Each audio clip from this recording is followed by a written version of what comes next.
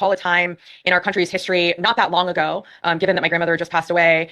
where people like my grandfather were told that they could not participate in sporting activities because he was a black man. I can recall a time in our country's history, Madam Chair, where people like my grandfather and my great-grandfather were not allowed to participate in processes and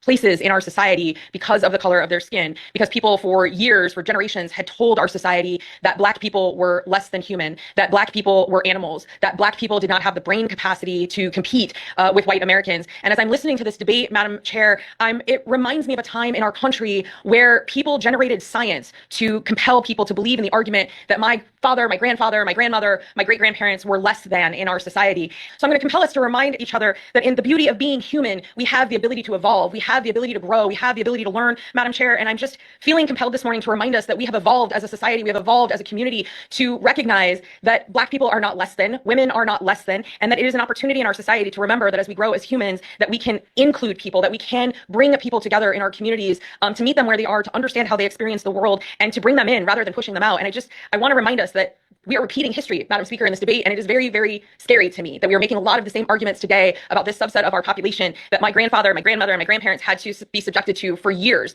being told that they were less than, that they didn't deserve the same rights as other people because of the color of their skin.